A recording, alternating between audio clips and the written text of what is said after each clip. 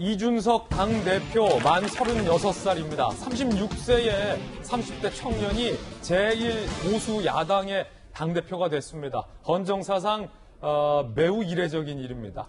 행보도 파격적이었다고 합니다. 이준석 대표 지금 대전 현충원을 방문한 것으로 알려져 있는데요. 조금 전에 사진이 지금 저희들이 한번 여러분들에게 보도를 위해서 챙겨봤습니다.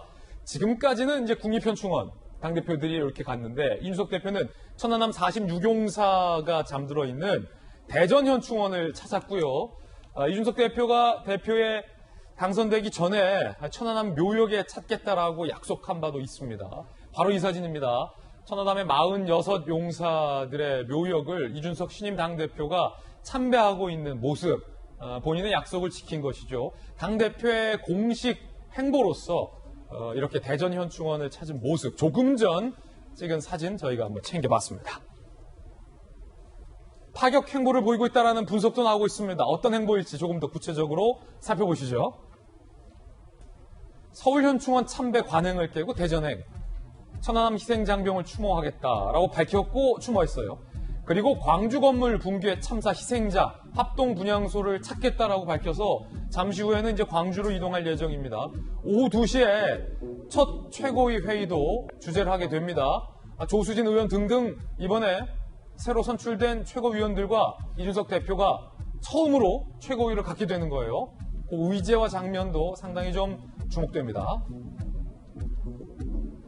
첫 당직 인사 면면도 살펴보시죠. 수석 대변인에는 초선 황보승 의원, 비서실장에는 초선 서범수 의원이 내정됐고 사무총장은 아직 미정인데 권성동 의원 등이 현재 거론되고 있는 그런 상황인데 사선의 중진 권 의원을 이 신임 대표가 강력하게 추천한 것으로 알려지고 있지만 권성동 의원이 아직은 즉답을 안 한 상황으로 알려져 있습니다. 박정하 대변인. 네. 30대 당대표, 그것도 보수의 제1야당의 30대 당대표의 시대가 열린 건데 많은 언론에서 서울현충원에 안 가고 대전현충원에 간 게 이게 파격행보다라고 쓰고 있는데 그 이유가 뭐예요?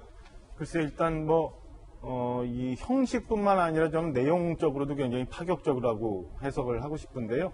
통상 우리가 보면은 동작동에 있는 국립현충원들 많이 가시잖아요. 예. 거기에는 전직 대통령들 계시고 그다음에 일찍 돌아가신 우리 장성들 계시고 소위 유명인들이 많이 모여 있는 곳인데 저는 보니까 이준석 대표가 파격적으로 대전 현충원을 갔는데 한 두 가지 정도가 있지 않나 싶은 생각이 듭니다. 첫째 하나는 좀 전에 말씀드린 것처럼 당연히 예우를 해야 되는 전직 대통령이나 장성들보다도 우리 가까이 있었던 무명용사들, 특히나 이 안에 있었던 서해전에서 있었던 천안함 용사들, 예. 그리고 마이온 헬기 추락사고 있었던 희생자들 위해서 가서 내 주변에 있었던, 그 다음에 이름을 내지 않고 국가를 위해서 헌신했던 그 많은 사람들에 대해서 먼저 추모를 하는 게 좋겠다라는 생각이 있었던 것 같아요. 물론 그렇군요. 오늘 아침 보니까 그 말 중에 보면은 물론 시간이 되면 국립현충원을 따로 방문하겠다 이런 얘기도 했더라고요. 그래서 천안함 우리 장병들을 찾은 거다. 그 천안함 장병들을 먼저 찾지 않았나 싶은 생각이 하나 있고요. 두 번째는 보니까 오늘 아침 얘기에도 그런 문제가 나와요.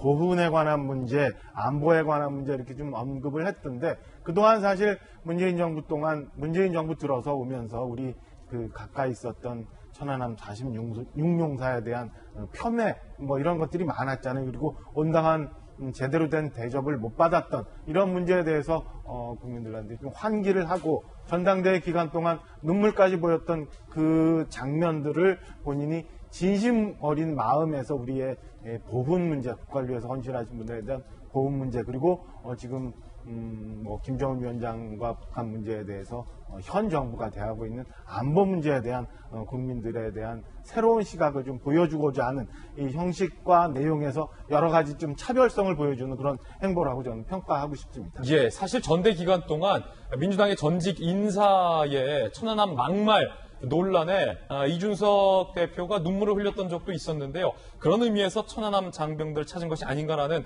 분석이 나오고 있습니다. 그때의 이 대표의 이야기 다시 한번 들어보시죠. 제복군인으로서 감내하기 어려운 정도의 모욕이었을 것이다. 아직도 11년 전에 그것 때문에 트라우마에 치료비도 이제 자부담해가면서 하는 분들이 있는데 이렇게까지 모욕해야 됩니까? 저는 다른 건 몰라도 진짜 이거는 너무 가혹합니다. 네. 천안함 함장이 부하 장병들을 수장시켰다라는 식의 발언을 전직 민주당 관계자가 방송에서 함에 따라서 이 대표가 눈물도 흘렸던 대목이잖아요. 그러니까 이런 것들 때문에 천안함을 찾았다라는 분석이신 거죠? 저는 그렇게 해석을 하고 싶습니다. 그게 맞는 것 같고요. 알겠습니다. 박정화 전 대변인의 의견 들어봤습니다. 자, 그런가 하면